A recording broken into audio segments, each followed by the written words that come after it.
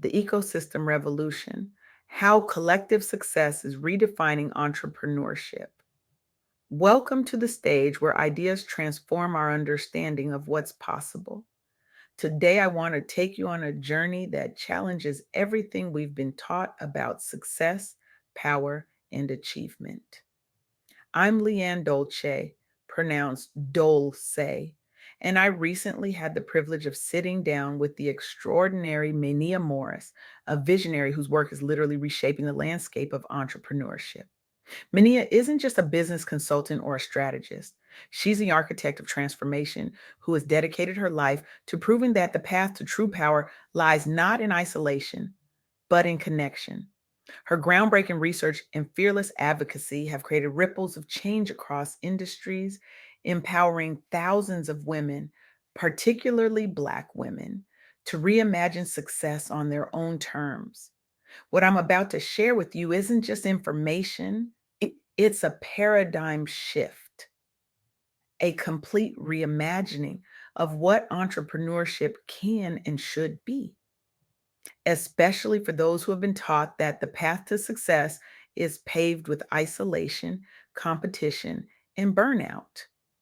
For decades, we've been fed a particular story about entrepreneurship: the lone genius, the solitary visionary, the individual who, through sheer force of will and exceptional talent, creates something extraordinary. This narrative is so deeply embedded in our culture that we rarely question it. We celebrate the Mark Zuckerbergs and Elon Musks of the world as if their isolated brilliance is the only path to meaningful impact. But what if this story isn't just incomplete? What if it's fundamentally wrong? This is the question that kept surfacing during my conversation with Minaya, whose work has revealed something truly revolutionary. The most powerful force in business today isn't individual genius, it's collective momentum. The data she shared with me is striking. At the WBN Conference 2025 in New Orleans, Black women entrepreneurs demonstrated record breaking growth rates, increasing average revenues by 32.7% between 2019 and 2023. But here's what's fascinating: this growth wasn't driven by a handful of exceptional individuals, it was fueled by something much more powerful: ecosystems of support. Let that sink in for a moment. The most successful entrepreneurs weren't those who isolated themselves in pursuit of individual achievement. They were those who deliberately built networks of mentorship, capital, and shared opportunity that lifted entire communities. This represents a profound shift from lone trailblazer to ecosystem builder, a direct challenge to the stereotype that business success has to be an isolated struggle. Now, I know what some of you might be thinking. That's a nice sentiment, but the real world doesn't work that way. Business is cutthroat, it's competitive, it's every person for themselves, but the evidence suggests otherwise. Consider this: despite controlling $3.9 trillion dollars in revenue and owning 35% of US employer firms, women, especially Black women, still face disproportionately high barriers in funding access. The numbers are stark. Black women entrepreneurs receive approval for only 45% of requested loans versus men's 55%, with higher denial rates, 25% versus men's 19%. These aren't just statistics, they represent real obstacles that have historically prevented talented entrepreneurs from realizing their full potential. And yet, despite these barriers, Black women owned businesses are thriving. How? By reimagining what success looks like. Let me tell you about Tasha, who arrived at the WE Inc. conference feeling defeated after her third loan rejection. She had a brilliant concept for a sustainable fashion line, but was running out of options. What happened next transformed not just her business, but her entire understanding of entrepreneurship. Instead of finding a single investor, Tasha found something more valuable: a community. Through a peer mentoring circle, she connected with five other fashion entrepreneurs facing similar challenges. They began meeting weekly, sharing resources, making introductions, and eventually pooling funds to create a micro investment cooperative. 18 months later, Tasha's business had tripled its revenue. But more importantly, all six businesses in that circle were thriving. They had created something that none of them could have built alone: an ecosystem of mutual support that made each of them stronger. This story isn't unique. It's being replicated across industries and geographies. Many of the participants at the DeBank conference began as solo founders facing isolation, but found exponential progress after joining collaborative networks. Through peer mentoring circles, strategic partnerships, and leveraging collective bargaining power, they've not only survived but thrived, increasing firm numbers by over 94% and employment by over 250%. This isn't just impressive, it's revolutionary. It represents a fundamental shift in how we think about scaling impact, not alone, but as a community. And this shift isn't limited to the United States. The Gray Upgrade, her initiative provides another powerful example. In March 2025, Gray awarded $9,500 grants to four exceptional women led startups globally, including several led by African descended founders, as part of its initiative expanding beyond Africa. What makes this program particularly effective isn't just the financial support, it's the ecosystem it creates.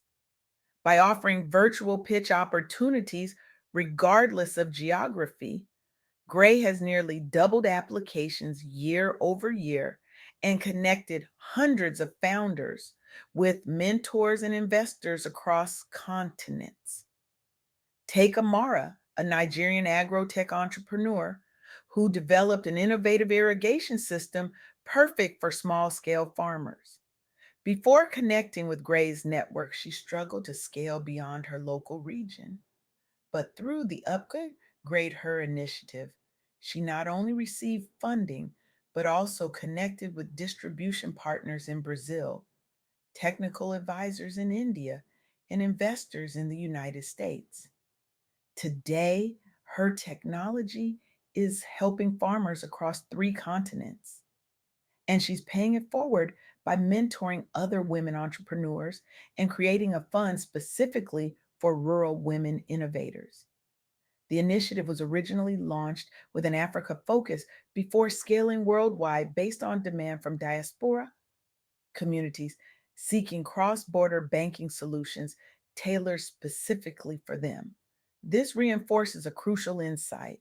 Intentionally inclusive financial ecosystems work. They create opportunities that traditional systems often fail to provide. But perhaps the most compelling evidence for the power of ecosystems comes from examining how Black women professionals have responded to economic headwinds. Recent labor statistics indicate unemployment among Black professional women rose slightly year over year to around 6%, even while other demographics saw improvement or remained stable. Yet during this same period, these professionals drove outsized gains in business creation rates nationally. Economic uncertainty combined with persistent pay gaps made job security elusive, but also sparked increased entrepreneurial activity. How did they manage this remarkable pivot? Through collective action. Black professional networks mobilize quickly online, providing peer coaching on pivot strategies, from consulting gigs during layoffs into launching scalable service based enterprises. Consider what happened when a major tech company laid off 30% of its workforce in early 2025, disproportionately affecting Black women in middle management. Instead of competing for the few available positions, a group of these professionals formed a Slack channel to share opportunities, provide emotional support, and brainstorm alternative paths forward. Within 3 months, 80% of them had launched consulting businesses, with many collaborating on projects too large for any individual to handle. By 6 months, they had formed a formal alliance that was winning contracts from Fortune 500 companies, including the very company that had laid them off. The result? Despite higher unemployment figures compared nationally, new firm formations surged, the majority led by former corporate professionals repurposing their skills into consulting agencies and startups. This isn't just resilience through reinvention, it's a testament to the power of community in transforming setbacks into catalysts for ownership and influence. Now, I want to be clear about something. This isn't about rejecting individual achievement or excellence. It's about recognizing that the most significant progress for Black professionals and entrepreneurs comes from creating support networks and sharing resources, not just personal wins. True empowerment means using our platforms not only to succeed individually, but also to pave clearer paths for those who come after us by building infrastructure designed with inclusion in mind. This insight fundamentally challenges how we think about success. For too long, we've been taught that the path to achievement is a zero sum game, that for me to win, someone else must lose. But the data tells a different story. It suggests that when we prioritize collective success over competition, everyone wins and wins bigger than they could have alone. Think about what this means for a moment. It means that the most effective strategy for your own success might not be hoarding resources, connections, and opportunities. It might be sharing them. It means that lifting others as you climb isn't just a nice thing to do, it's the smart thing to do. This represents a profound shift in how we think about power. Traditional models see power as something to be accumulated and protected. But what if real power comes from distribution rather than accumulation? What if your influence grows not by how much you hold on to, but by how much you give away? The evidence suggests this is exactly the case. The most influential entrepreneurs in these studies weren't those who built the highest walls around their resources. They were those who built the widest bridges to share them. So, where do we go from here? How do we take this insight and transform it into action? I challenge you today to examine your own relationship with success. Are you building walls or bridges? Are you accumulating power or distributing it? Are you climbing alone or bringing others with you? The ecosystem revolution isn't something happening out there somewhere else. It's happening right here, right now, through the choices we make every day about how we relate to each other. Imagine a world where your success isn't measured by what you achieve alone, but by what you enable others to achieve. Imagine a world where we recognize that our greatest strength lies not in our individual talents, but in our collective power. Imagine a world where we understand that true transformation doesn't come from isolated genius, but from connected communities working toward shared prosperity. That world isn't just possible. According to the data, it's more effective, it's more sustainable, and it's more fulfilling. So I leave you with this call to action.